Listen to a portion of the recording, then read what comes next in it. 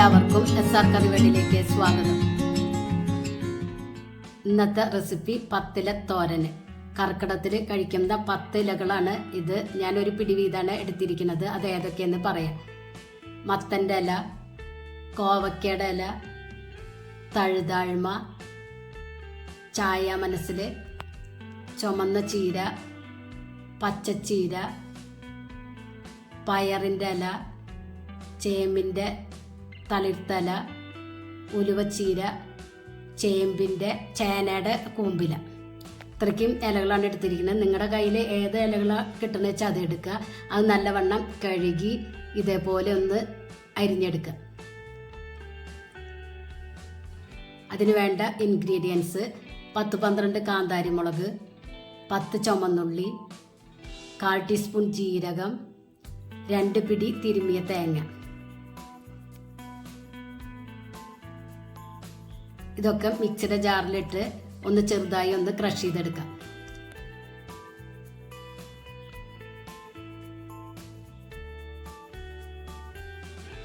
ഇതിലേക്ക് 1/4 ടീസ്പൂൺ മഞ്ഞൾപ്പൊടിയും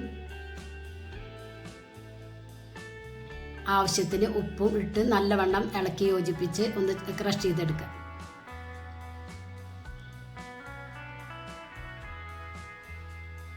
ഇതുപോലെ ക്രഷ് ചെയ്തെടുക്കുക. ഒരു പാനിലേക്ക് 2 ടേബിൾ സ്പൂൺ വെളിച്ചെണ്ണ ഒഴിച്ചു കൊടുക്കുക. അതൊന്ന് ചൂടായി വരുമ്പോൾ 1/4 ടീസ്പൂൺ കടുക് ആഡ് ചെയ്ത് കൊടുക്കുക. അതൊന്ന് പൊട്ടി വരുമ്പോൾ കറിവേപ്പിലയും പച്ചമുളകും ആഡ് ചെയ്യുക. എന്നിട്ട് നല്ലവണ്ണം ഇളക്കി യോജിപ്പിക്കുക. അതിലേക്ക് അരിഞ്ഞു വെച്ച ചീരയിൽ പകുതി ഭാഗം ആഡ് ചെയ്യുക. അതിൻ്റെ മുകളിൽ നമ്മൾ ക്രഷ് ചെയ്ത് വെച്ച തേങ്ങ ഇട്ട് കൊടുക്കുക മുഴുവനും. അതിൻ്റെ മുകളിലേക്ക് ബാക്കിയുള്ള ചീരയും ആഡ് ചെയ്ത് കൊടുക്കുക മുഴുവൻ. എന്നിട്ട് മിക്സിയുടെ ജാറിൽ കുറച്ച് വെള്ളം ചുറ്റിച്ച് ഒഴിച്ച് മൂടി വയ്ക്കുക. ഒരു 10 മിനിറ്റ് കഴിഞ്ഞ് തുറന്ന് ഇതേപോലെ ഒന്ന് ഇളക്കി യോജിപ്പിക്കുക. എന്നിട്ട് വീണ്ടും മൂടി വയ്ക്കുക. സ്റ്റൗ സിമ്മിൽ വെച്ച് കൊടുക്കുക.